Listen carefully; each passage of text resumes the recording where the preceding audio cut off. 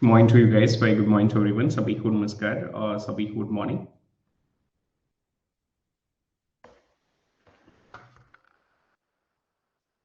Very good morning to you. Very good morning to all the persons, those who are connecting here. Of Sabhi ko namaskar. Of Sabhi ko good morning. Let's just wait for 1-2 more minutes. Once all our persons, those who used to connect with us, once they are going to be here, we would be starting it. Khushbu, very good morning to you. Jyoti, very good morning to you. Radha, very good morning to you. Very good morning to all the persons. Vishal, very good morning to you as well. Prasant, very good morning to you. Sneha, Mohini, a very good morning to you. Jai Sri Ram, Mohini ji. Yogesh, very good morning to you. Nancy, very good morning to you. Salni, very good morning to you. Purnima, very good morning to you as well. Very good morning to everyone. Anjali ji that's really very good और उम्मीद है मुझे कि जितनी regular आप अब अन academy पर रही हैं मेरे साथ उतना ही रेगुलर आप यहाँ इस प्लेटफॉर्म पर होने जा रही हैं. Aman, very good morning to you. Astoshi, very good morning to you. Very good morning to all the persons, those who are connecting here. Rasmiji, very good morning to you as well. Do drop a message in the respective group of viewers that the session is live so that once all our persons, those who used to connect with us, once they are going to be here, we would be starting it. Lakshmi, very good morning to you. Priyanka, very good morning to you. पसंद रहें, स्वस्थ रहें आप. सभी को नमस्कार, सभी को गुड मॉर्निंग. हम इंतजार कर रहे हैं अगले चंद मिनट का और जैसे ही हमारे सभी स्टूडेंट हमारे सेशन का हिस्सा होते हैं हम सेशन की शुरुआत करेंगे. In the last, I will be letting you know something very exciting as well as informative from the mains perspective as well. All such persons, those who are preparing on a very serious note, सबसे important है कि ऐसे छात्र छात्र हैं जो बहुत seriously तैयार कर रहे हैं और चाहते हैं कि बिल्कुल हमारे जो अटेम्प्ट्स हैं अगला अटेम्प्ट जो है उसमें हम सफल हों और जैसे ही हमारा प्रीलिम्स क्लियर होता है हम मेंस भी क्लियर कर सकें. ऐसे ही सभी छात्रों के कंटेक्स्ट में एक बहुत इंफॉर्मेटिव जानकारी मेरे पास है, चाहे वो बीपीएससी के साथ एसोसिएटेड हो चाहे वो एमपीपीएससी के साथ एसोसिएटेड हो. आपने देखा होगा कि जब हम पॉलिटिकल साइंस के पेपर की बात करते हैं विच मींस पॉलिटी के पेपर की बात करते हैं तो पॉलिटी का पेपर कभी भी अकेला नहीं आता, विच मींस कि पॉलिटी के पेपर में सिर्फ इंडियन कॉन्स्टिट्यूशन हिस्सा नहीं है. Polity somewhere also having association with the sociological perspective. There are few philosophical scholars or there are few thinkers, political thinkers who are having association with the paper of second or the polity paper. तो इसी तरीके के कई सारे topics को मैं cover करूंगा और अभी मैं आपको बताऊंगा इसके कंटेक्स्ट में. पब्लिक एडमिनिस्ट्रेशन जो है इसका हिस्सा हो जाता है तो अब हम एक अलग लेवल पर हमारी तैयारी को लेकर जाएंगे, खासकर उन छात्र छात्राओं के कंटेक्स्ट में जिनको मैं चाहता हूं कि हाँ आप उन सेशंस का हिस्सा हो. डेफिनेटली हम इसी वजह से इन सेशंस को शुरू कर रहे हैं क्योंकि मैंने कई सारे छात्र छात्राओं से सुना भी मतलब ये जो 2022 का प्रीलिम्स हुआ या 23 का प्रीलिम्स हुआ तो 22 और 23 के प्रीलिम्स में बच्चों की प्रीलिम्स बड़े अच्छे से क्लियर हुए, कई सारे स्टूडेंट्स के प्रीलिम्स क्लियर हुए. Muskan ji, very good morning to you. Devans, very good morning to you. Neha, very good morning to you. But at the same prelims clear होने के बाद जाकर मेंस उनके क्लियर नहीं हुए. क्यों मेंस क्लियर नहीं हुए? क्योंकि उन्होंने कभी मेंस ओरिएंटेड चीजों को लुक इनटू नहीं किया, उन्होंने कभी मेंस पर फोकस नहीं किया, उन्होंने कभी प्रैक्टिस पर फोकस नहीं किया. एक स्टूडेंट है खुशी गुप्ता जिसका नाम है, उसने 2022 का प्रीलिम्स भी क्लियर किया, उसने 2023 का प्रीलिम्स भी क्लियर किया. तो 2022 के प्रीलिम्स में उसके साथ समस्या क्या आई, बोले सर मेरे पास ना टाइमिंग कम पड़ गई है. आशुतोष जी प्रसन्न रहे, स्वस्थ रहे मेरे भाई. अब ऐसे ही कल मेरी एक स्टूडेंट से चर्चा हुई तो उसने मुझे बताया कि सर मैंने कभी मेंस ओरिएंटेड लिखा ही नहीं है तो अब मुझे अचानक क्या करना चाहिए. तो ऐसी ही चीजों को दिमाग में रखते हुए हम और नए सिलेबस के हिसाब से सबसे इंपॉर्टेंट है मतलब 25 तारीख ना आपके जीवन में ये 25 ऑफ जनवरी बहुत इंपॉर्टेंट होने वाली है, चाहे हमारे बीपीएससी के एक्सपीरियंस हो चाहे हमारे एमपीपीएससी के एक्सपीरियंस हो. मैं कुछ ऐसे टॉपिक्स पर आपके साथ सेशंस लेकर आऊंगा कॉन्टिन्यूसली, ऐसे टॉपिक्स पर सेशंस जो आप चाहे सोशलॉजी में कंसीडर कर सकते हैं, चाहे सोशलॉजिकल पर्सपेक्टिव से उन्हें कंसीडर कर सकते हैं. कास्ट का इम्पैक्ट क्या होता है, अभी आपने देखा कि पॉलिटी के पेपर में क्वेश्चन आया कि ये आर्टिफिशियल इंटेलिजेंस जो है, तो आर्टिफिशियल इंटेलिजेंस का हालांकि गौरव सर आपको लेकर चलेंगे, आजकल वो कंप्यूटर के बेसिक्स आपको पढ़ा रहे हैं। और मुझे बड़ा दुख होता है जब मैं देखता हूँ कि कुछ छात्र छात्राएं जो पेपर देने वाले हैं और जो आईसीटी लगातार डिमांड कर रहे थे उन सेशंस का हिस्सा नहीं हो पाते, क्योंकि 1000 रीजन है उनके पास। तो बड़ा दुखद होता है कि आपके इंटरेस्ट में सारी चीजें करने के बाद भी आप जो है वो सेशंस का हिस्सा नहीं होते। लेकिन मैं समझता हूँ कि सिलेक्शन सबका नहीं होता। तो जब सिलेक्शन सबका नहीं होता तो फिर कैसे ही सारे छात्र छात्राओं से वो एक्सपेक्टेशंस रखी जा सकते हैं कि हाँ सभी छात्र छात्राएं जो है वो एक बार में बहुत डिसिप्लिन हो जाएंगे, बहुत सीरियस हो जाएंगे।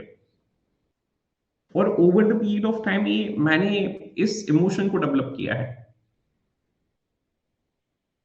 रश्मि जी ठीक है, कोई बात नहीं, बिल्कुल आप 5 मिनट ज्वाइन कर लीजिए। गिदास भाई गुड मॉर्निंग टू यू।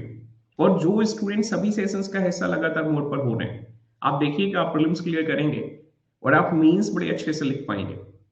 और जिन्होंने हमने मेंस लिखवाया, स्टार्टिंग में हमने स्टार्ट किया कि भाई इन क्वेश्चंस को लिखना स्टार्ट कर दीजिए, प्रैक्टिस करना स्टार्ट कर दीजिए।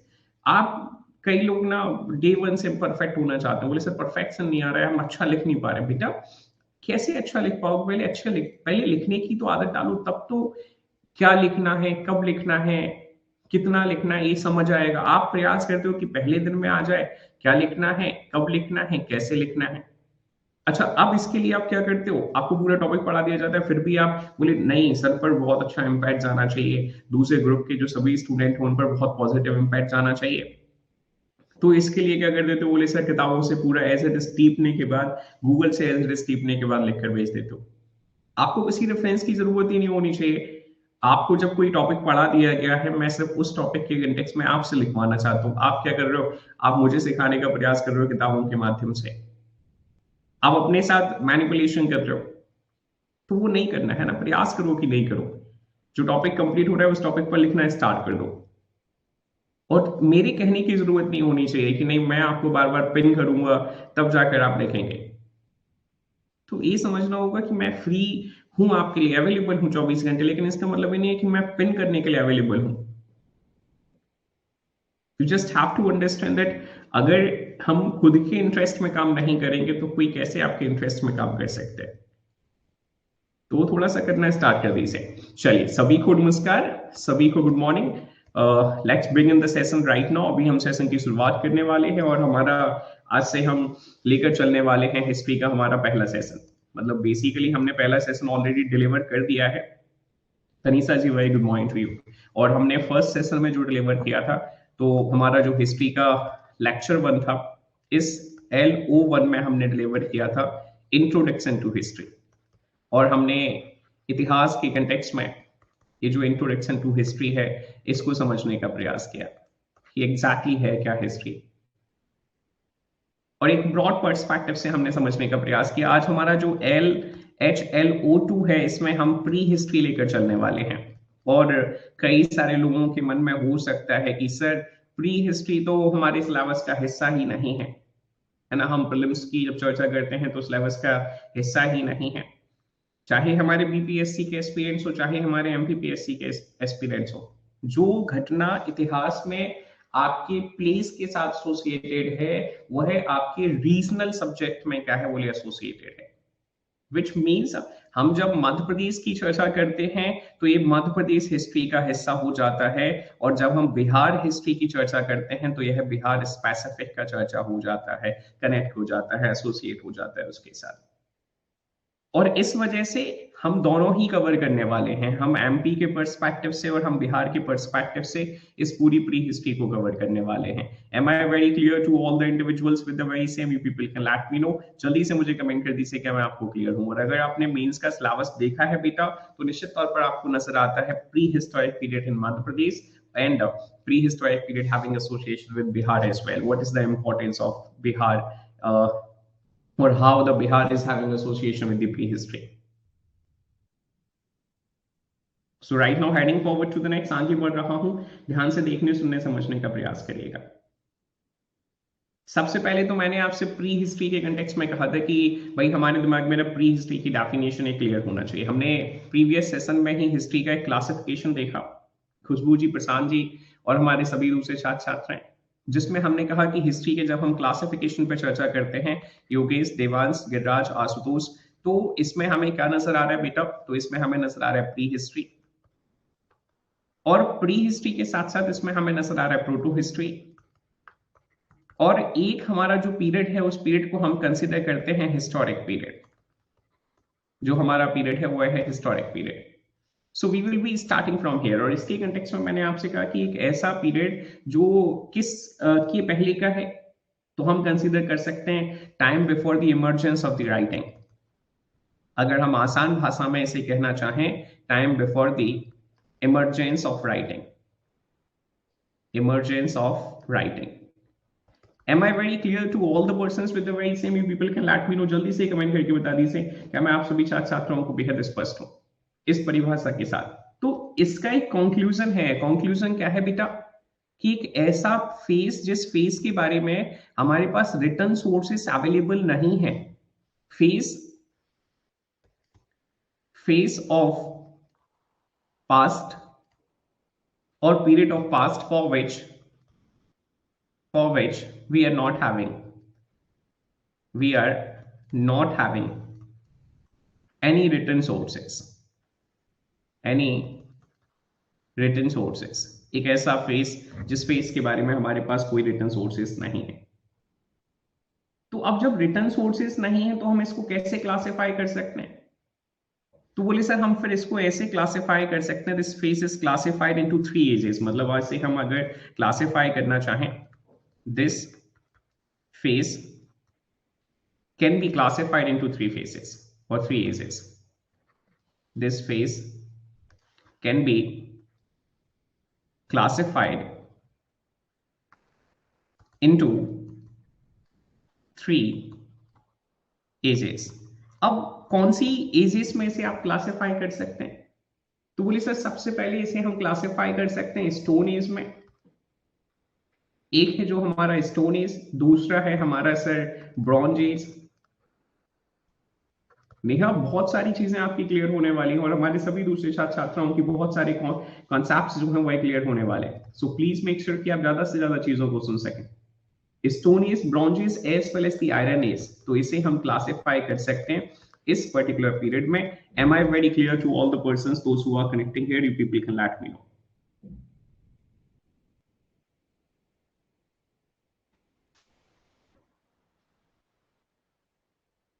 अब अगर हम समझना चाहें कि भाई इसका, इस पूरे फेज का, इस आर्कियोलॉजिकल सिस्टम का डेवलपमेंट किस व्यक्ति के माध्यम से हुआ है, दिस आर्कियोलॉजिकल सिस्टम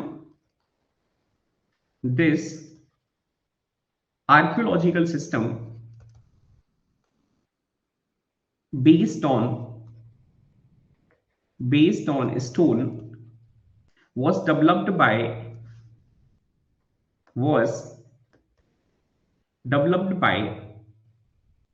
Christian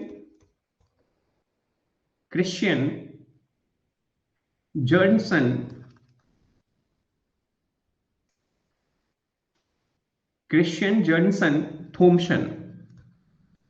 इस व्यक्ति के माध्यम से क्या किया गया है? बोले सर इस पूरे सिस्टम को डेवलप किया गया है। और किस वर्ष में डेवलप किया गया? ये आर्कियोलॉजिकल सिस्टम जो है, जो स्टोन पर बेस्ड है, तो ये 1820 में डेवलप किया गया है।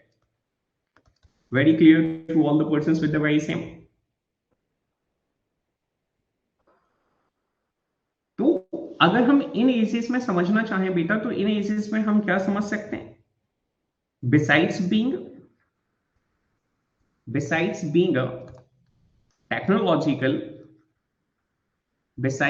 technological, बिल्कुल बिल्कुल पूर्णिमा जी, बस मैं इसके बाद ही दूसरी स्लाइड लेने वाला हूं। Besides being technological, these stages are also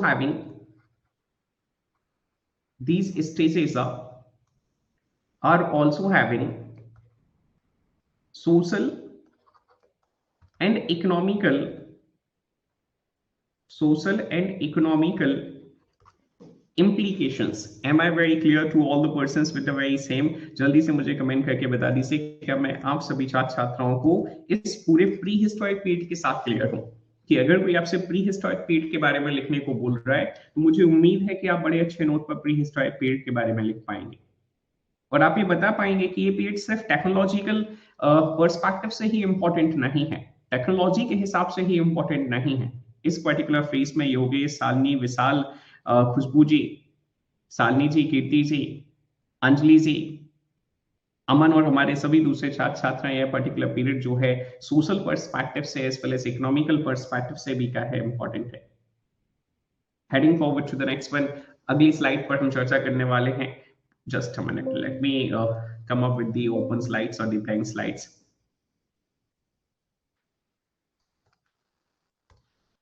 तो ऑब्वियस सी बात है कि जब हम सोर्सेस की चर्चा करने जा रहे हैं तो मैंने जैसे आपसे कहा कि इस पर्टिकुलर फेज में हमारे पास सिर्फ आर्कियोलॉजिकल रिमेन्स हैं, archaeological remains that are found remains that are found in different parts of India, different parts of India to reconstruct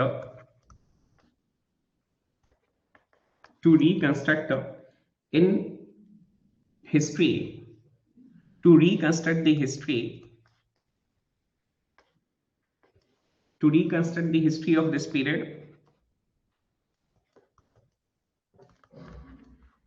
includes the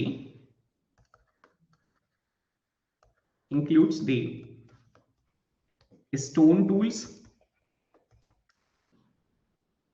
pottery, artifacts, bone tools, rock shelters या rock paintings etcetera. Very clear to all the persons कि अगर हमें sources को reconstruct करना चाहते हैं बेटा तो इस सोर्सेस, हाँ बिल्कुल, तो हम इस सोर्सेस को किसके आधार पर कंस्ट्रक्ट कर सकते हैं? बोले sir metal implements as well, metal implements as well. Very clear to all the persons those who are connecting here. तो सीधा सा सिस्टम हमें नजर आ रहा है, क्या हमें नजर आ रहा है? No written evidences. क्या नहीं है? बोले सर हमारे पास कोई रिटन एविडेंसेस इसके बारे में नहीं है। और अब हम जब इसका क्लासिफिकेशन करने जा रहे हैं तो इसको क्लासिफाई कैसे कर सकते हैं?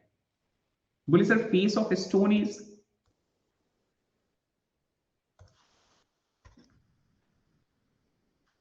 फेस ऑफ स्टोन एज, जब हम स्टोन एज के क्लासिफिकेशन की चर्चा कर रहे हैं तो स्टोन एज का क्लासिफिकेशन कैसे किया जा सकता है?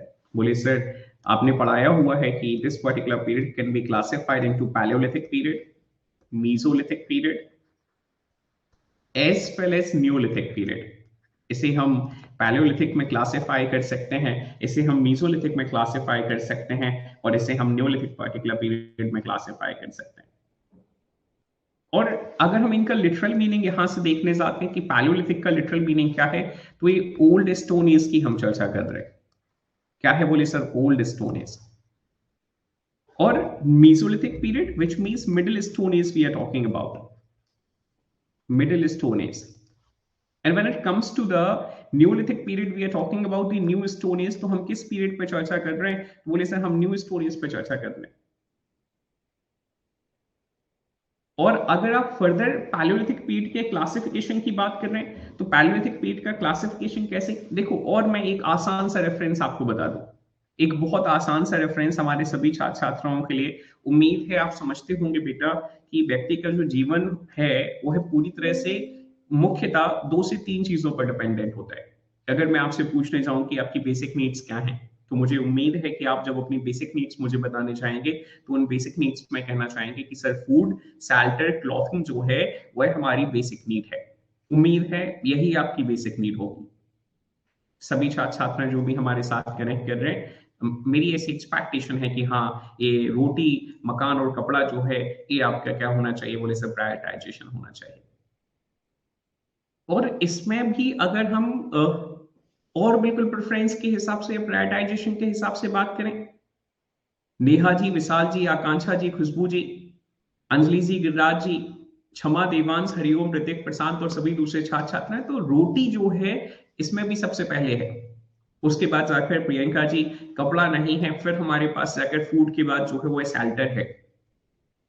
और फिर शेल्टर की बात जाकर कहे तो बोले सर फिर शेल्टर की बात जाकर जब हम चर्चा करने जा रहे हैं तो शेल्टर की बात क्लॉथिंग है। तो फूड, शेल्टर, क्लॉथिंग, ये हमारा क्या है बेसिक नीड्स है और ये हमारी बेसिक नीड्स का एक प्रॉपर क्रोनोलॉजी है। Understood to all the persons with the very same, कि हाँ भाई मुख्यतः यही हमारी बेसिक नीड्स हैं। हालांकि आजकल मोबाइल जो है एक दूसरी बेसिक नीड हो गया है। पढ़ना लिखना जो है वह भी एक बेसिक नीड है। एक अच्छी शिक्षा, एक अच्छा स्वास्थ्य जो है वह भी बहुत अच्छी एक बेसिक नीड है। Connection to the social world जो है वह भी एक बेसिक नीड है।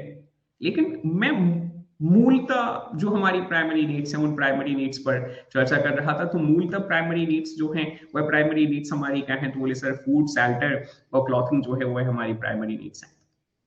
तो ये पूरी कहानी जो है पिता, आकांक्षा, आशुतोष और हमारे सभी छात्र छात्राएं, पूरी कहानी बेस्ड है किस पर, बोले सर इन्हीं तीन बेसिक नीड्स पर। जब हम डेवलपमेंट समझ रहे हैं तो ये पूरा डेवलपमेंट किसकी तलाश में किया जा रहा है, तो ये पूरा डेवलपमेंट जो है या पूरी जो स्टोरी चल रही है वो पूरी स्टोरी किसके अराउंड वुमन है, तो वह है बोले सर फूड। उसके बाद जाकर फिर हम शेल्टर की चर्चा कर रहे हैं और फिर जाकर हम क्लॉथिंग की चर्चा कर रहे हैं। ओल्ड स्टोन एज के कंटेक्स्ट में हम क्या कह सकते हैं, बोले सर ये हंटर गैदरर हैं। अगर मैं एक आसान से शब्द में स्नेहा और हमारे सभी दूसरे छात्र छात्राएं इसे अगर डिफाइन करना चाहूँ इस पीरियड को, तो मैं क्या कह सकता हूँ, बोले सर ये हंटर एंड फूड गैदरर है। अब फूड गैदरर का मतलब क्या है, तो बोले सर ये शिकारी हैं और खाना इकट्ठा करने वाले लोग हैं। और उसके बाद जाकर जब हम चर्चा कर रहे हैं किस पर्टिकुलर पीरियड में, बोले सर मिडिल स्टोन एज में, तो ये हंटर अभी भी है। मतलब इनका जो हंटिंग वाला फिनोमिना है वो चेंज नहीं होने जा रहा है मिडिल स्टोन एज में। लेकिन हंटर के साथ साथ ये हर्डर्स हो गए। Am I very clear to all the persons, those who are connecting here, you people can let me know. This is going to be the main change which occurs into the Mesolithic period. Am I understood to all the persons with the change which occurred? कि भैया बदलाव क्या हुआ है, तो ये cattle herders हो गए, ये पशुपालन करने लगे हैं इस पर्टिकुलर पीरियड में। इनिशियल फेज में हंटर और गैदरर हुआ करते थे। ये क्या थे, बोले सर ये खाना शिकार करते थे और खाना बटोरा करते थे या खाना इकट्ठा करते थे। लेकिन जब आप मिडिल स्टोरीज की चर्चा करने जा रहे हैं तो मिडिल स्टोरीज में शिकारी तो है ही, लेकिन शिकारी के साथ साथ ये कैटल हर्डर्स हो गए, मतलब पशुपालन करने लगे। और न्यू स्टोन एज एक रिवॉल्यूशनरी पीरियड है, क्रांतिकारी पीरियड है। कैसा क्रांतिकारी पीरियड, तो बोले सर इस पर्टिकुलर पीरियड में ये हमें क्या नजर आ रहे हैं, तो बोले सर इस पर्टिकुलर पीरियड में यह फूड प्रोड्यूसर्स हो जाते हैं। तो ये बहुत आसान तरीके से हमने चीजों को डिफाइन कर दिया। उम्मीद है आप सभी छात्र छात्राओं को बेहद स्पष्ट होगा। अब हमें एक पॉइंट समझना है सभी स्टूडेंट्स को जो हमारे साथ यहाँ कनेक्ट कर रहे हैं, चाहे आप बीपीएससी के साथ एसोसिएटेड हो, चाहे आप एमपीपीएससी के साथ एसोसिएटेड हो, नोट पॉइंट पर फोकस करिएगा please. No uniformity, no uniformity in the time period of in the time period of these species across the world। अगर आप विश्व में इनमें एक यूनिफॉर्मिटी देखना चाहें तो वो यूनिफॉर्मिटी नजर नहीं आएगी। यूनिफॉर्मिटी का मतलब है कि अगर आप कहें कि सर हिंदुस्तान की एक किताब है, उस किताब में हमें मीजोलिथिक का पीरियड जो है वह 10,000 से 8,000 नजर आ रहे हैं, तो किसी दूसरी किताब में वो है आपको जो टाइम पीरियड है वो 10,000 से 6,000 नजर आ सकते हैं। तो अंजलि जी, खुशबू जी, नेहा जी, आकांक्षा जी, विशाल जी, आशुतोष जी, अमन जी और सभी दूसरे छात्र छात्राएं, हमें ये समझना है कि देखो मैंने टाइम पीरियड पहले बताने से पहले और नोट पॉइंट बताने से पहले सबसे पहले जो ये पीरियड है जिसके लिए जाना जाता है उस पीरियड पर आपके साथ चर्चा करी।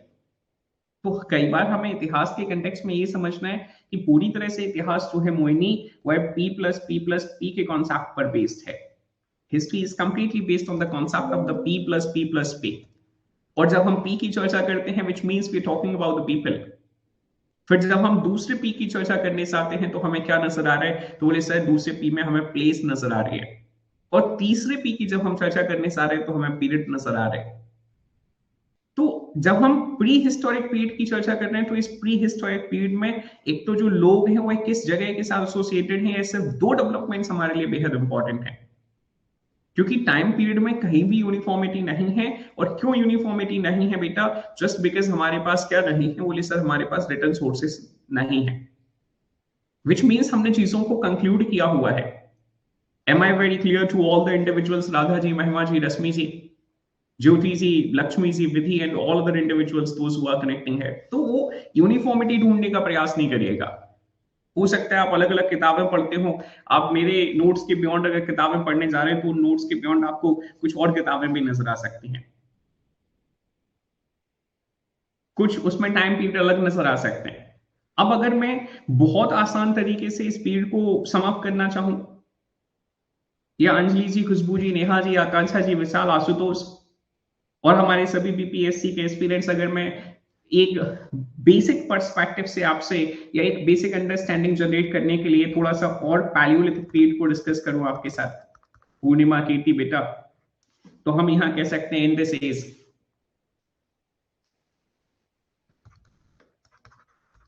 This age of humans used stone, humans used stone for hunting, which was found in nature, which was found in nature,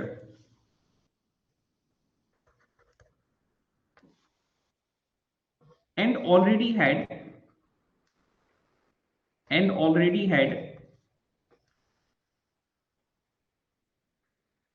cutting edges.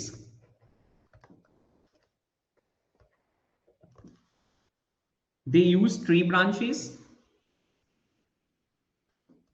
They used tree branches and stones. They used tree branches and stones to make shelter for living. To make shelter for living.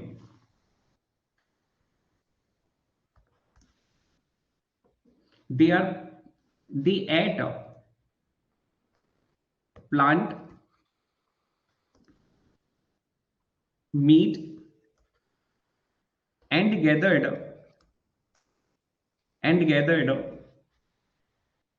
fruits. They had eaten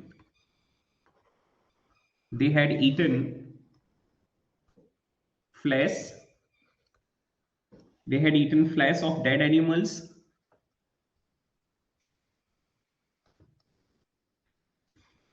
left behind by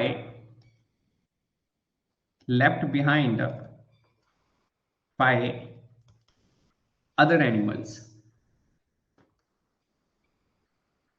very clear to all the persons those who are connecting here कि भाई हमने देखो इनके context में क्या चर्चा करी, तो हमने यहाँ प्री हिस्टोरिक पीरियड में फूड और शेल्टर पर चर्चा कर ली कि भाई ये अपने खाने की व्यवस्था और अपने रहने की व्यवस्था जो है वह किस तरीके से कर रहे हैं। जल्दी से मुझे कमेंट करके बता दीजिए, क्या मैं आपको स्पष्ट हूं? और इस पर्टिकुलर पीरियड का एक फर्दर क्लासिफिकेशन हम कर सकते हैं। क्लासिफिकेशन कैसे है, तो बोले सर क्योंकि इस पर्टिकुलर फेज की कोई शुरुआत नहीं है हमारे पास। We are not having Aman, Vishal, Ashutosh, Devansh, Satyak, Yogesh, Sneha and all other individuals those who are connecting, we are not having idea about the beginning of this particular phase. That's why this particular phase is considered sometimes as the largest phase, sorry longest phase, माफ कीजिएगा। इस वजह से pre history का अगर सबसे longest phase आकांक्षा जी, खुशबू जी, नेहा जी, अंजलि जी और सभी दूसरे छात्र छात्राएं अगर कोई सा फेज ऋतिक जो है सबसे लॉन्गेस्ट कंसीडर किया जाता है बेटा, तो इस फेज को लॉन्गेस्ट कंसीडर किया जाता है। क्यों? क्योंकि इसका एक क्लासिफिकेशन है। कैसा क्लासिफिकेशन है प्रशांत? तो इस फेज को बेटा लोअर पैलियोलिथिक में, अपर और मिडिल पैलियोलिथिक में, माफ कीजिएगा, मिडिल पैलियोलिथिक में, और साथ ही साथ अपर पैलियोलिथिक में क्या किया गया है? बोले सर अपर पैलियोलिथिक में इसे क्लासिफाइड किया गया।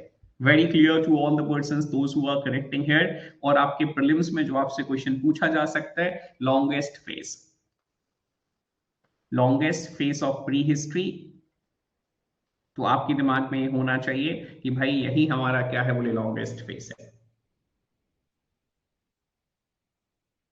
आगे बढ़ रहा हूं, ध्यान से देखने सुनने समझने का प्रयास करिएगा। अब अगर हम मीजोलिथिक फेज की चर्चा करें बेटा, तो हम मीजोलिथिक फेज के कंटेक्स्ट में क्या कह सकते हैं?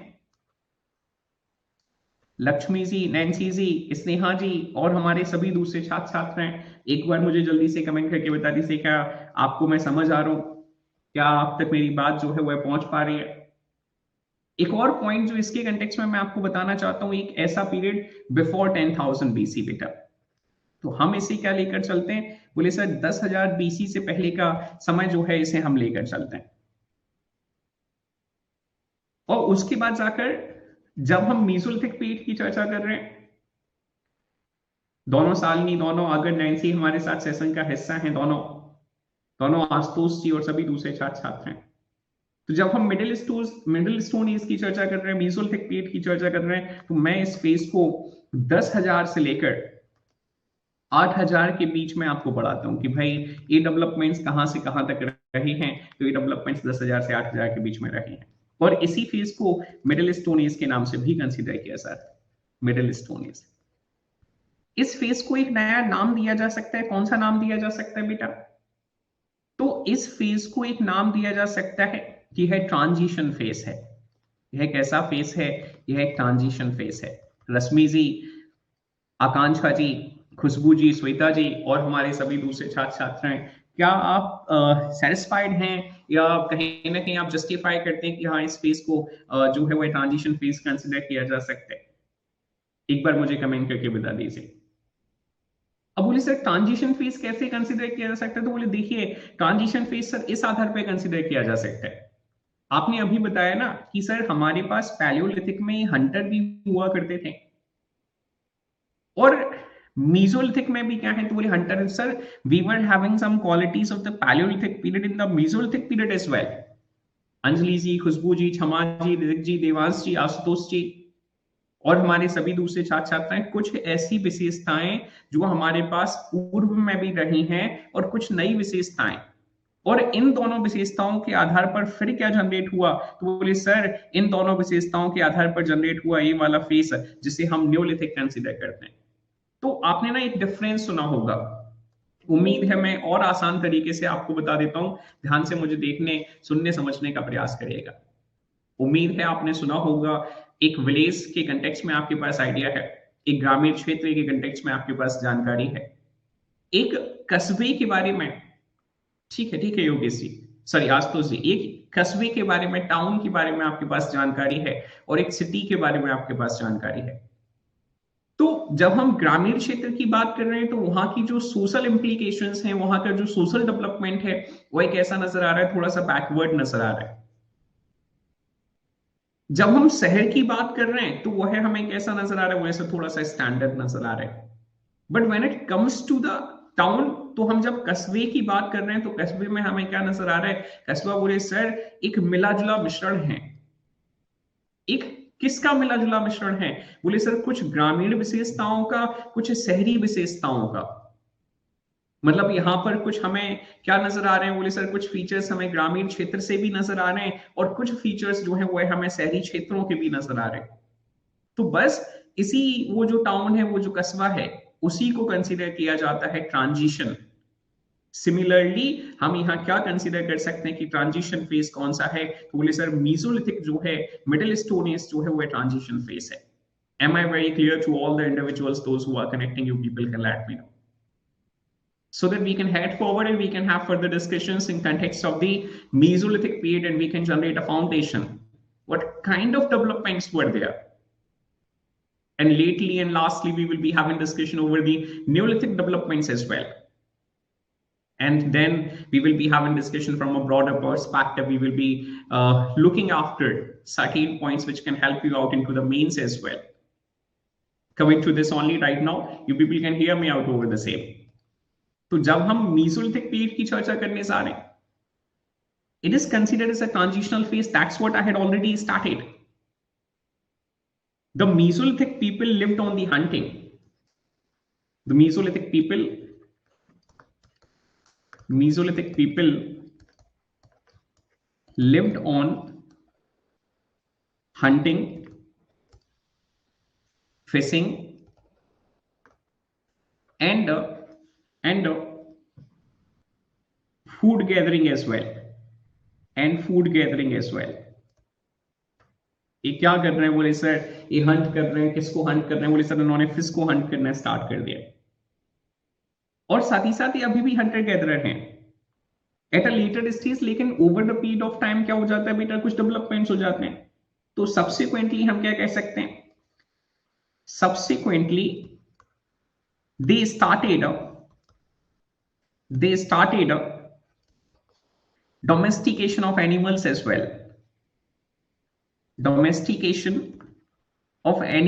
well.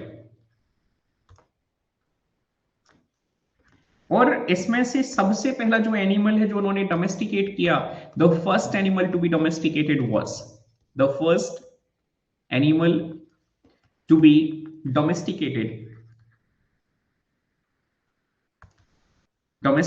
Was dog. सबसे पहला जो जानवर इन्होंने पालतू बनाया, जिसका इन्होंने पालन करना स्टार्ट किया, तो वह क्या है बोले सर, वह डॉग है। और साथ ही साथ इस पर्टिकुलर पीरियड के जो टूल्स हैं वह क्या होते चले जा रहे हैं बोले सर, फाइन होते चले जा रहे हैं। किसके कंपैरिजन में बोले sir, in comparison to the Palaeolithic period. Am I very clear to all the persons with the very same? बिल्कुल प्रशांत जी, ये जो आपने एक तस्वीर भेजी, एक इमोजी भेजी है, इसी का पालन पोषण करना उन्होंने स्टार्ट कर दिया। ये वो पहला जानवर है जिसको उन्होंने पाला पोसा या जिसको उन्होंने डोमेस्टिकेट किया। अगर हम दूसरे पर चर्चा करने जा रहे हैं तो दूसरा हमें सीप नजर आ रहा है, गॉट नजर आ रहा है। Understood to all the persons with the very same? क्योंकि इस पर्टिकुलर पीरियड के जो टूल्स हैं बेटा, वो इतने मतलब फाइनर हमें नजर आए कि हमने उन्हें क्या कंसीडर किया, वो हम कंसीडर कर सकते हैं on the basis of the characteristics of the tools. On the basis of the characteristics of the tools, the characteristics of tools are referred as microliths. Understood to all the persons कि भाई आपसे एक और question पूछा जाता है, और आपसे क्वेश्चन पूछा जाता है कि बताइए किस पर्टिकुलर पीरियड के जो टूल्स हैं, श्वेता जी, आकांक्षा जी, अमन जी, विशाल जी, आशुतोष जी, नेहा जी, अंजलि जी और सभी दूसरे छात्र छात्राएं, क्षमा, कीर्ति, अंशिका और सभी दूसरे छात्र छात्राएं, उन्हें माइक्रोलिथ कंसीडर किया जाता है। तो हमारे दिमाग में क्लियर होना चाहिए कि इस पर्टिकुलर पीरियड के जो टूल्स हैं माइक्रोलिथ कंसीडर किया जाता है। इस पीरियड का कोई बेटा विधि लक्ष्मी क्लासिफिकेशन नहीं है। Heading forward to the next one. अब हम एक रिवॉल्यूशनरी पीरियड की ओर जा रहे हैं, क्रांतिकारी पीरियड की ओर जा रहे हैं, जिसे हम न्यूलिथिक पीरियड के नाम से कंसीडर करते हैं। न्यूलिथिक पीरियड,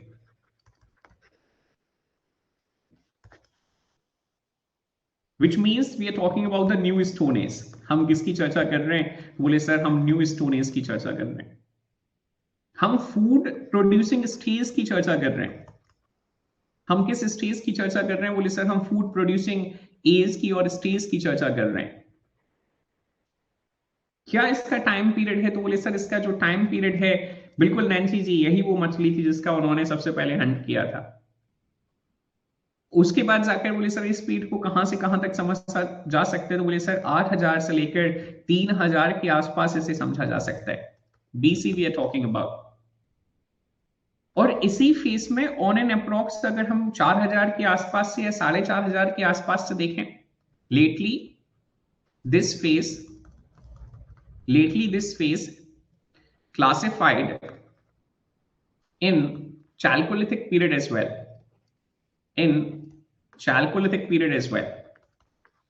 बाद में जाकर यह फेस Chalcolithic पीरियड में भी कन्वर्ट हुआ। तो बोले सर, Chalcolithic को कहां से कंसीडर कर सकते हैं बोले सर, ऑन एन अप्रोक्स इसका इमर्जेंस जो है, तो इमर्जेंस 4500 से कंसीडर कर सकते हैं। emergence around 4500 BC or 5000 BC. Am I very clear to all the persons? बेटा अब बोले सर chalcolithic क्या है? तो बोले sir chalcolithic which means we are talking about the copper plus stone age. हम किसकी चर्चा कर रहे हैं? तो बोले सर हम कॉपर प्लस स्टोन एज की चर्चा कर रहे हैं। तो प्रशांत, नैन्सी जी, नेहा जी, खुशबू जी, श्वेता जी, विधि, लक्ष्मी और हमारे सभी दूसरे छात्र छात्राएं, एक और क्वेश्चन बन जाता है कि बताइए the very first metal to be used by the man. The first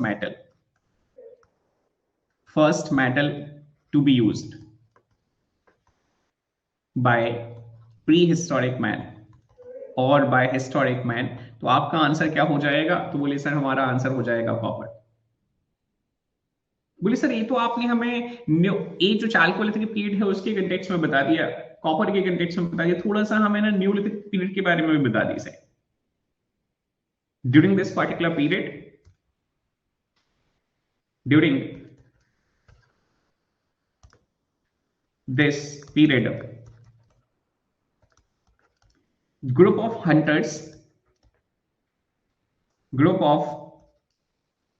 hunters also learnt about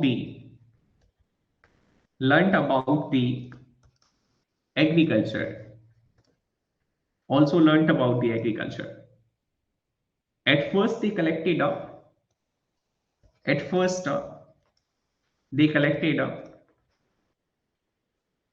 wild crops,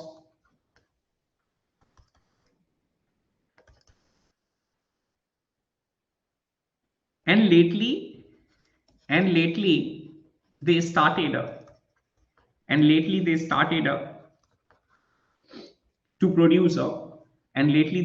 to produce grains, fruits and vegetables.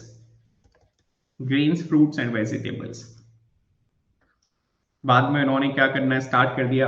बोले सर इन्होंने एक खेती करना स्टार्ट कर दिया, और खेती जो है वो बहुत डेवलप हुई किस पर्टिकुलर पीरियड में? बोले सर न्यूलिथिक पीरियड में। और साथ ही साथ just because of the surplus agriculture, several other occupations generated during this particular period. Am I very clear to all the persons those who are connecting here कि food जो है, agriculture जो है वो इतना डेवलप है, agriculture was so prosperous that several other occupations generated। कई सारे दूसरे काम जो हैं उनका क्या हो जाता है? बोलिए सर इस पर्टिकुलर पीरियड में कई सारे दूसरे काम जनरेट हो जाते हैं, कई सारे दूसरे ऑक्यूपेशंस जो हैं वो इमरजेंस में आ जाते हैं। तो आप समझ रहे हैं हमने कहां से स्टार्ट किया? श्वेता जी, तनीषा जी, शालिनी जी, आकांक्षा जी, ऋतिक जी, नैन्सी जी, रश्मि जी, गिरिराज जी और सभी दूसरे छात्र छात्राएं, हमने एक ऐसे पीरियड से स्टार्ट किया जहां व्यक्ति जो है वह पूरी तरह से इग्नोरेंट है, उसे कोई आइडिया नहीं है बेटा कि हमें क्या खाना चाहिए क्या नहीं खाना चाहिए। जो मिल गया, जो बटोर, मैंने लिखा है अभी आपको राधा जी, मैंने आपको बताया कि वो जो बड़े जानवरों ने जो कुछ छोड़ दिया, उस फ्लैश को उन्होंने खा लिया, उस मीट को उन्होंने खा लिया, कई बार वो उन्हें नुकसान कर गया। रिजल्ट ये है कि भाई क्या हुआ? बोले सीधे स्वर्गवास। तो लाइफ स्पैन जो है उस पर्टिकुलर पीरियड में कैसा है? बोले सर कम है। क्यों? Because the peoples were the prehistoric man was ignorant by that period. He was not having any idea what to consume, what not to consume. होते ना, हमारा एक जो जैसे शून्य से कोई स्टार्ट करता है, तो उस समय में आप अपने आप को वहां से देखिए बेटा, जोड़कर देखिए, थोड़ा सा सोच कर देखिए कि अगर आपने सिविल सर्विसेज की तैयारी अभी रिसेंटली करना स्टार्ट करी और आप शून्य की स्टेज पर खड़े हैं, तो आपके मन में 1000 प्रकार के सवाल जो हैं वो जनरेट होते हैं। सर क्या रेफरेंसेस जो हैं वो हमें रेफर करने चाहिए? कौन सी स्टैंडर्ड बुक जो है वो हमें रेफर करनी चाहिए? आपका कितना योगदान होगा? यूट्यूब का कितना योगदान होगा? इस संस्था का कितना योगदान होगा? क्या हमें इनको भी ज्वाइन कर लेना चाहिए? क्या हमें 4-5 टेस्ट सीरीज को ज्वाइन कर लेना चाहिए? तो आप समझ रहे हैं कि बहुत कंफ्यूजिंग स्टेट है, just because you are not having idea.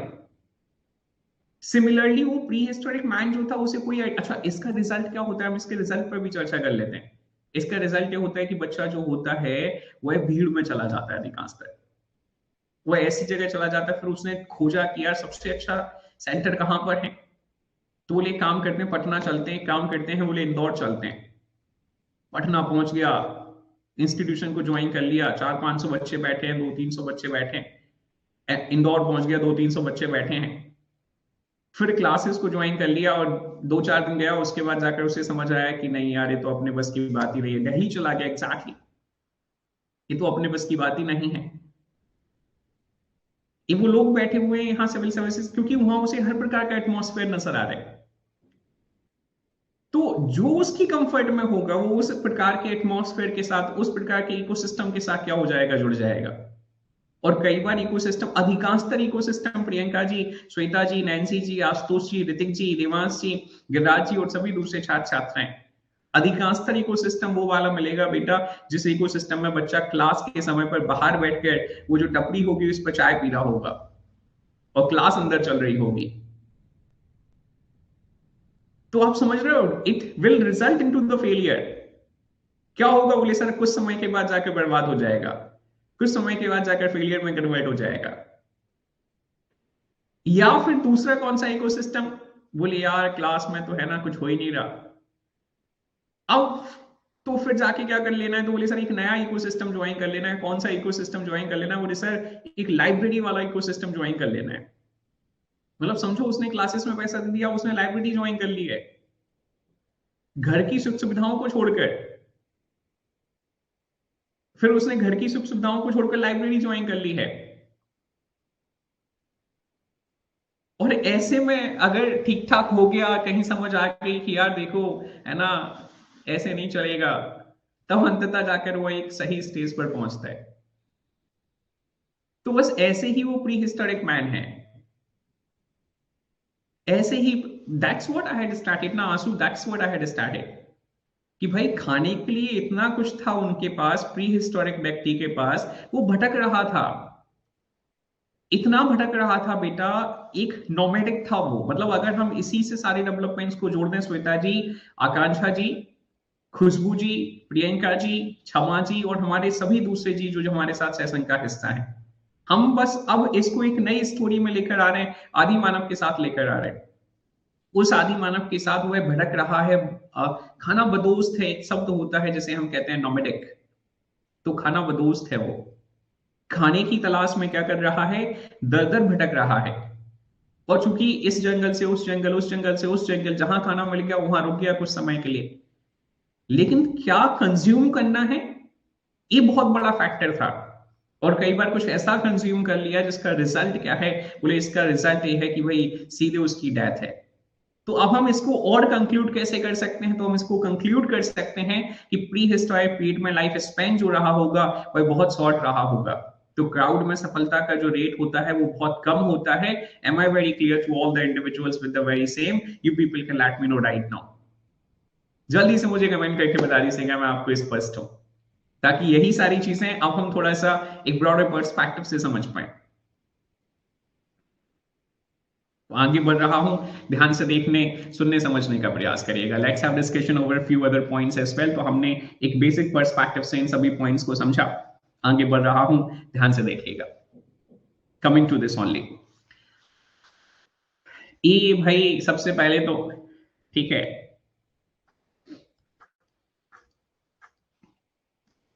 ये मैं हूं लाखों वर्षों पहले।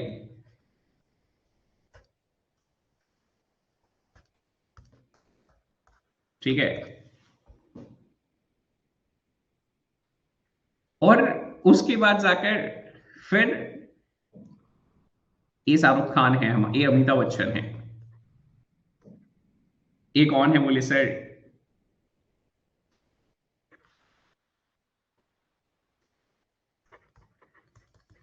ये अमिताभ बच्चन है। Am I very clear to all the individuals with the very same, कि भाई हमें इस स्टेज से लेकर, ये लाखों वर्षों वाली पहले वाली स्टेज से लेकर इस स्टेज तक पहुंचना है जहां व्यक्ति बंदर से क्या हो गया, बोले बंदर से अमिताभ बच्चन हो गया।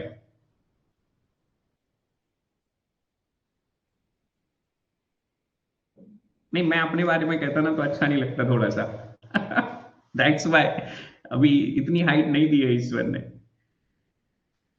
और फिर दूसरा एक आए थोड़ा सा बियर्डलेस भी है, तो इस वजह से भी ठीक नहीं लगता। So heading forward to the next, आगे बढ़ रहा हूं, ध्यान से देखने सुनने समझ, तो बस हमें इन्हीं डेवलपमेंट्स को पढ़ना है, हम इन्हीं डेवलपमेंट्स को समझने वाले हैं कि ये developments over the period of time कैसे रहे हैं। Coming to the next, let's have a discussion over this. History of human evolution is divided into the parts. The time period before human learned the skill of the writing. This particular period is referred as the prehistoric period. Exactly, Anjali, मतलब मैं तो हमेशा ही हूं। So coming to this only. Human evolution का जो इतिहास है यह दो हिस्सों में बांटा जा सकता है। अभी हम इतनी देर से यही चर्चा कर रहे थे। और सबसे पहला पीरियड है एक ऐसा पीरियड जिस पीरियड में व्यक्ति जो है वह लिखावट नहीं जानता था, लिखना नहीं जानता था। इस पीरियड को जो कंसीडर किया जाता है, इस पीरियड को कंसीडर किया जाता है आपका प्री हिस्टोरिक पीरियड। और उसके बाद जाकर time period after the human learn the skill of writing, this particular period is referred as the historic period. एक ऐसा पीरियड जिस पीरियड में व्यक्ति ने लिखना सीख लिया या लिखने की कला उसे आ गई, तो उस पीरियड को क्या कंसीडर किया जाता है, तो उसे हिस्टोरिक पीरियड कंसीडर किया जाता है। So the history of human past before the emergence of the writing is referred as the prehistoric period. As there are no written records available for this period, our study of this particular period is mainly based on the archaeological remains of stone tools, pottery, artifacts, metal implements, rock paintings, etc. That's what I have started. And that have been excavated by the archaeologist, और जिसका जो खोज रही है, जिसका जो excavation रहा है वो इसके माध्यम से रहा है, तो आर्कियोलॉजिस्ट के माध्यम से रहा है। Such archaeological remains are found in different parts of India, including the Bihar as well as the Madhya Pradesh, which will help us in reconstructing the history of that particular time. जो हमारी मदद करेगा, किसके context में मदद करेगा, उस particular समय के इतिहास को जानने के कंटेक्स्ट में मदद करेगा।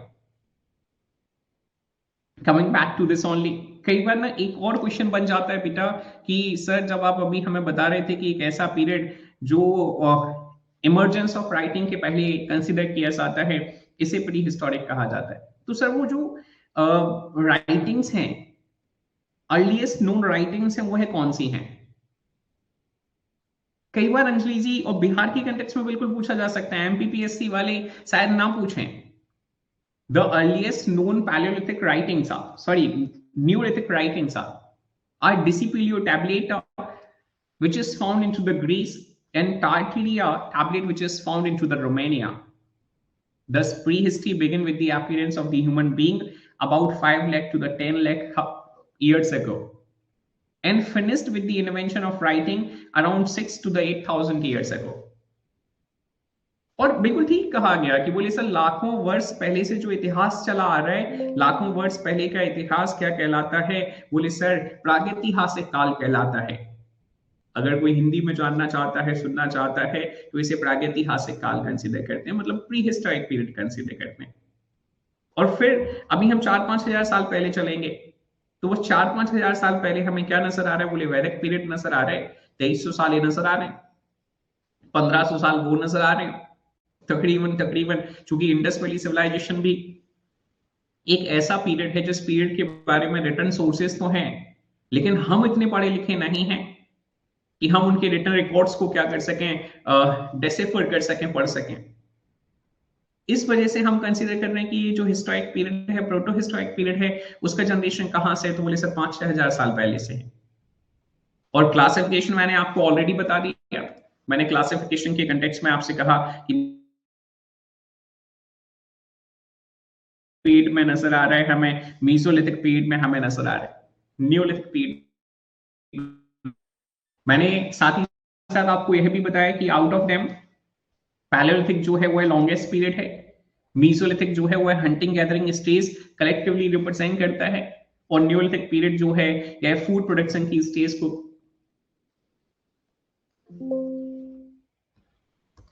M I not audible to you guys? Please to let me know. आवाज नहीं आ रही है आपको मेरी किसी को? कोई ऐसा छात्र छात्रा जिससे मेरी आवाज में, जिससे मेरी तस्वीर में कोई दिक्कत हो?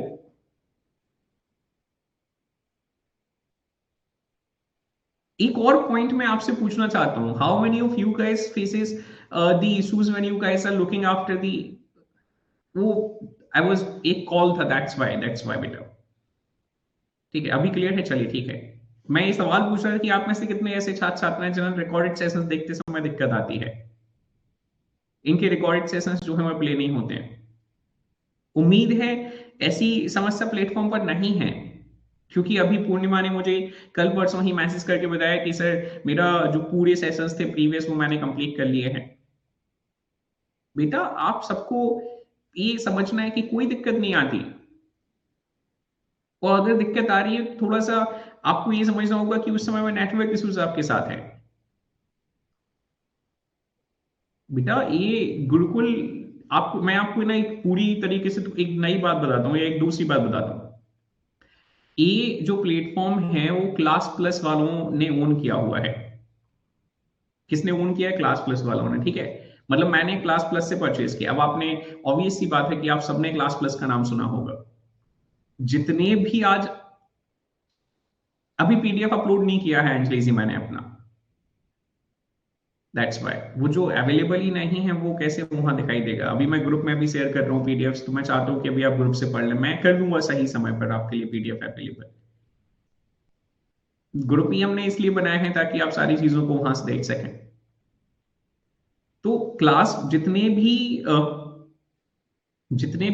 भी बेटा टीचर्स हैं, 70 से 80% टीचर्स जो है ना, उन्होंने क्लास प्लस वालों से अपनी एप्लीकेशन बनवाई है। तो इस वजह से कई बार क्या होता है, एक आध बार, मतलब महीने में एक दो बार जो है वो सर्वर डाउन हो जाता है। रेस्ट बिलीव मी, मैं खुद इस प्लेटफॉर्म को तकरीबन तकरीबन, अभी एक नया साल स्टार्ट हो चुका है अप्रैल में, 28 अप्रैल में हमें पूरा एक साल हो जाएगा। मतलब 7 महीने से ज्यादा हो चुके हैं, 8वां महीना चल रहा है। मुझे नहीं लगता कि बहुत ज्यादा प्रॉब्लम्स प्लेटफॉर्म पर आती हैं, अगर इंटरनेट कनेक्टिविटी आपकी प्रॉपर है। और इससे कोई फर्क नहीं पड़ता कि आपने घर पर 100 MBPS का प्लान लेके रखा है, 150 MBPS का प्लान लेके रखा है, 30 MBPS का, 50 से 70 MBPS का प्लान लेके रख रखा है। भाई प्लान कोई भी ले लो, लेकिन नेटवर्क इश्यूज तो आ सकते हैं।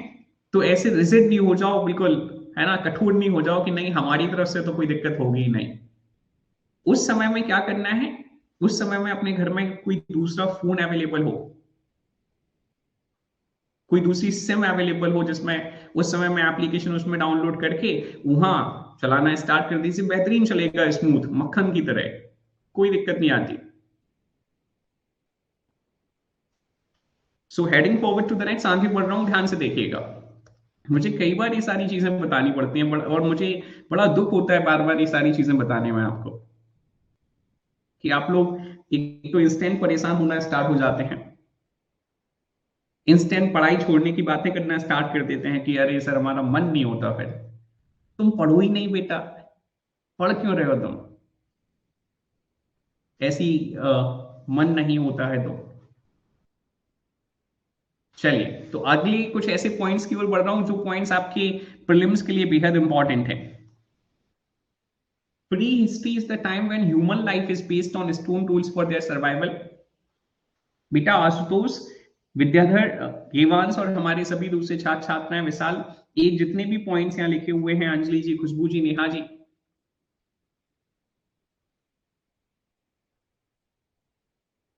Robert Bruce Foote, a British geologist and archaeologist who worked for the Geological Survey of India, was the first person to carry out geological studies regarding the prehistoric India. Am I very clear to all the persons, those who are connecting here? You people can let me know, जल्दी से मुझे comment करके बता दीजिए कि India का जो pre historic period है, उस इंडिया के प्री हिस्टोरिक पीरियड के बारे में सबसे पहली बार अगर किसी व्यक्ति ने स्टडी करी है तो वो है कौन सा व्यक्ति है? तो वो है व्यक्ति है रॉबर्ट ब्रूसफुट। अब नेहा जी के मन में, विशाल जी के मन में, अमन जी के मन में, और सभी योगेश जी के मन में, ऋतिक जी के मन में, दूसरे किसी भी अन्य छात्र के मन में, लक्ष्मी जी, विधि जी के मन में ये सवाल हो सकता है कि सर अभी तो आपने एक क्रिश्चियन जर्नसन थॉम्सन के बारे में बताया था, मैंने कुछ और बताया था, मोहिनी जी के मन में सवाल हो सकता है, मैं फिर से बता दे रहा हूं। क्रिश्चियन जर्नसन, क्रिश्चियन जर्नसन थॉमसन के बारे में मैंने यह कहा कि भाई इन्होंने क्या किया है, बोले सर ये जो पूरा आर्कियोलॉजिकल सिस्टम है बेस्ड ऑन द स्टोन, सबसे इन्होंने डेवलप किया है archaeological system, archaeological system developed developed on stone age, किसके माध्यम से डेवलप किया गया है, बोले सर क्रिश्चियन जर्नसन थॉमसन के माध्यम से जनरेट और डेवलप किया गया है। कब, बोले सर 1820 में। लेकिन मैंने ये नहीं कहा कि भारतीय प्री हिस्टोरिक पीरियड जो है वो है क्रिश्चियन जर्नसन थॉमसन ने पढ़ा हुआ है। इसी मोइनी जी, मैं आप समझ रही हो टीचर यही तो होता है बेटा, है ना, बच्चे में और टीचर में यही तो डिफरेंस है कि मुझे मालूम है कि आप क्या पूछना चाहती हो, मैंने उसी पर्टिकुलर पॉइंट पर आपका नाम लिया है, तभी तो मैं टीचर हूं, अदरवाइज मैं यहां नहीं आपके साथ बैठ के पढ़ रहा होता। क्योंकि हमें मालूम है कि हमारे स्टूडेंट का पोटेंशियल क्या है, हमारे स्टूडेंट के मन में कहां सवाल आता है, और हमें आपको उस स्टेज पर लेके जाना है मोहिनी जी जहां आप सही स्टेज पर एक सही सवाल कर सकें, एक सही स्टेज पर सही आंसर जो है वो दे सकें, ये जरूरी है। हमारे कुछ छात्रों के मन में तो मोहिनी जी मैं आपको बताता हूं, उनके तो मुझे नाम लेने में भी अब मैं सोचता हूँ चलो रहने दो, जब एक खुद सेल्फ इंटरेस्टेड नहीं है, आप कम से कम अपने सवाल तो पूछ पाती हैं।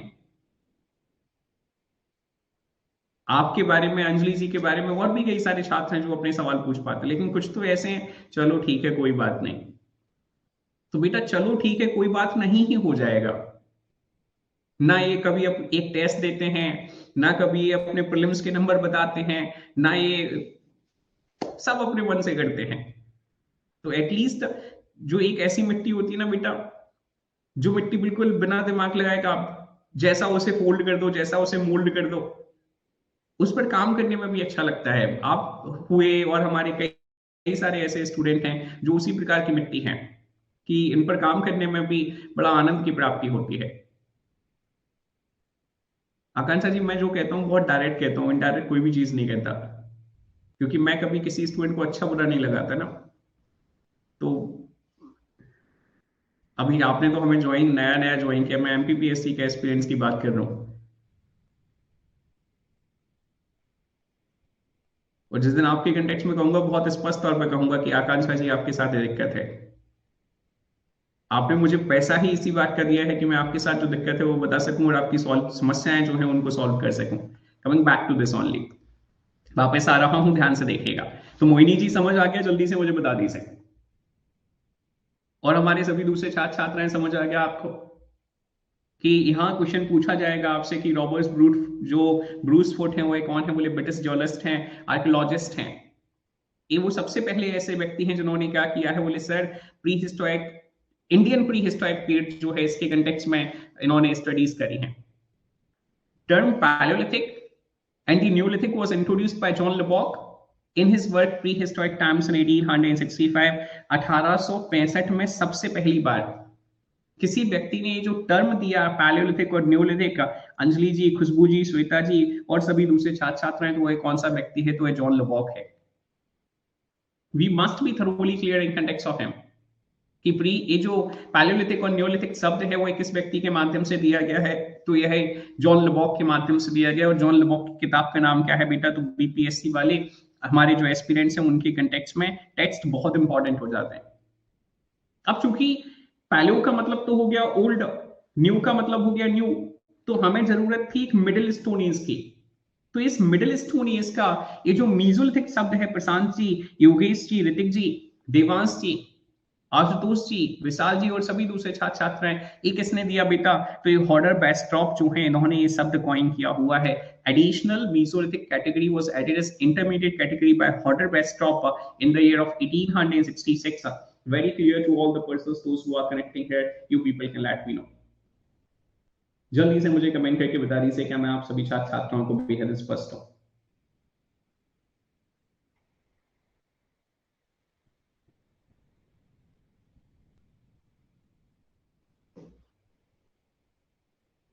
और रॉबर्ट ब्रूस, जब हम रॉबर्ट ब्रूस फुट के कंटेक्स्ट में चर्चा करने जा रहे हैं, कीर्ति जी, अमन जी, राधा जी, नेहा जी, खुशबू जी, महिमा जी, तनीषा जी, पूर्णिमा जी, सर ऐसा क्या है कि इस व्यक्ति ने सबसे पहले जो इंडियन प्री हिस्टोरिक पीरियड है इसके बारे में पढ़ना स्टार्ट कर दिया?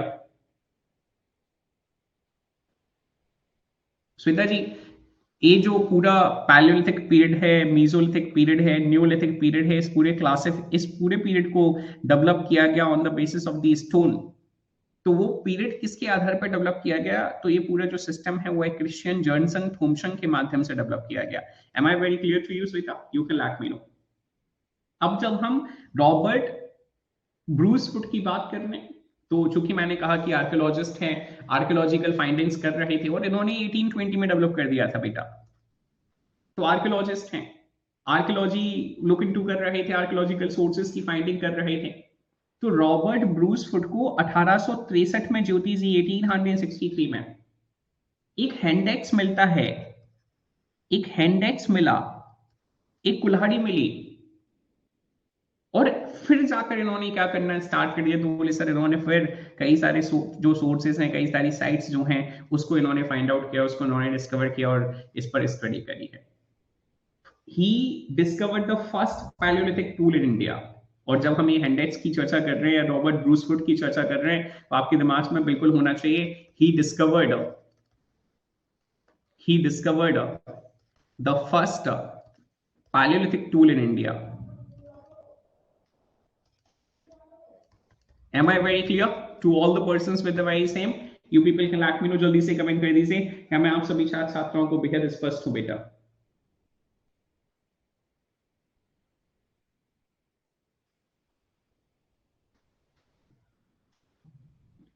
चलिए, तो इसके आगे की जो चर्चाएं हैं वह हम कल कंटिन्यू करेंगे।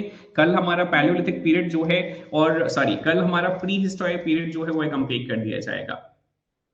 हमारा पैलियोलिथिक, मीसोलिथिक, न्यूलिथिक पीरियड जो है वह कंप्लीट कर दिया जाएगा। मैं एक बार पुनः अपनी बात को दोहरा देता हूं। हिस्ट्री हम मेंस के पर्सपेक्टिव से लेकर चल रहे हैं, ताकि हमारे सभी छात्र छात्राएं ये समझ सकें कि भैया हम अप्रैल तक क्यों लेकर चल रहे हैं। हम सभी सोशल इंप्लीकेशंस, हम सभी पॉलिटिकल इंप्लीकेशंस, हम सभी इकोनॉमिकल इंप्लीकेशंस पढ़ने वाले हैं। हम सभी नैरेटिव्स जो एसोसिएटेड हैं उस पर्टिकुलर पीरियड के साथ पढ़ने वाले हैं। और मॉडर्न हिस्ट्री जब हम पढ़ेंगे तो आपको आनंद की प्राप्ति हो जाएगी। एक नए तरीके से मॉडर्न हिस्ट्री हम पढ़ने वाले हैं।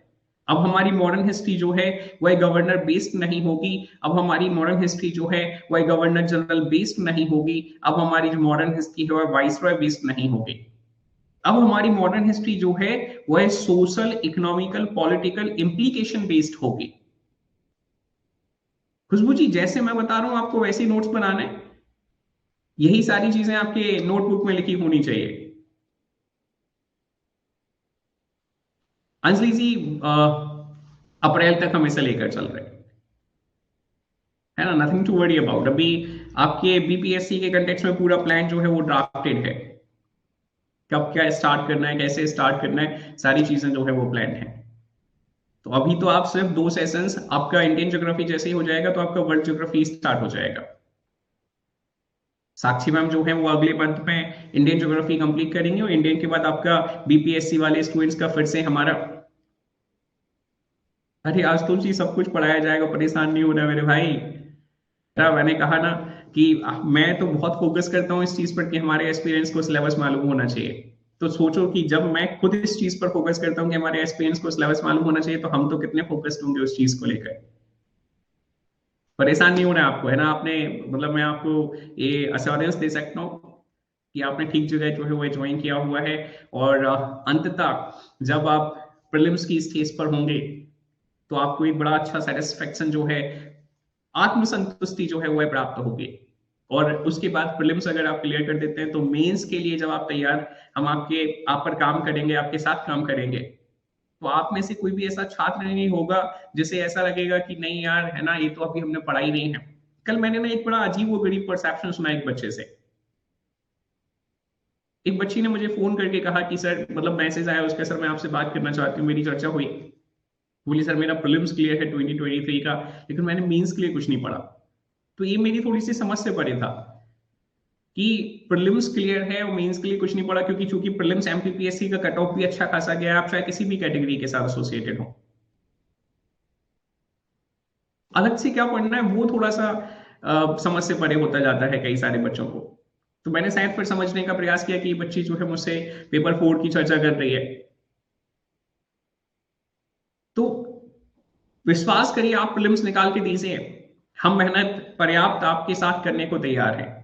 आप जब प्रीलिम्स निकाल कर हमें देंगे, हम आपके साथ अलग से बैठ कर, मतलब बैठने का मतलब है कि आपके अलग से हमारा बैच बनेगा हमारे एस्पिरेंट्स का। उन्हीं एस्पिरेंट, मैं तो इंतजार कर रहा हूँ उस दिन का, जिस दिन हमारे स्टूडेंट्स जो हैं वो मेंस निकाल के कैसा हमारा निकल गया, अब बताइए कैसे चलना है। फिर हम आपके साथ बैठ के 3-3 घंटे काम करने के लिए तैयार हैं। और आपका वो 3 घंटे का काम बड़ी आसानी से हो जाएगा, क्योंकि आपके पास सारे फैक्ट्स होंगे। सिलेबस डेवलप करना, कंटेंट डेवलप करना, फैक्ट्स आपके अंदर देना, ये सारी चीजें जो है वो हम लेकर चल रहे हैं इस टास्क को। लेकिन हम मेंस के बैच में वो जो राइटिंग वाला बैच होगा उसी स्टूडेंट्स को लेकर चलेंगे बिना किसी पैसे के, है ना। एक और मैं आपको बिल्कुल स्पष्ट बता दूं कि हम we will not be asking for any other so called money और any other kind of things. अगर आप तैयार हैं हमारे साथ लगातार मेहनत करने के लिए, प्रीलिम्स क्लियर करने के लिए, हम तैयार हैं आपके साथ एक्स्ट्रा मेहनत करने के लिए। हम क्वेश्चन बेस्ड मेंस की तैयारी उस समय करेंगे जब आपका प्रीलिम्स निकलेगा, लेकिन करेंगे उसी के साथ जिसका निकलेगा।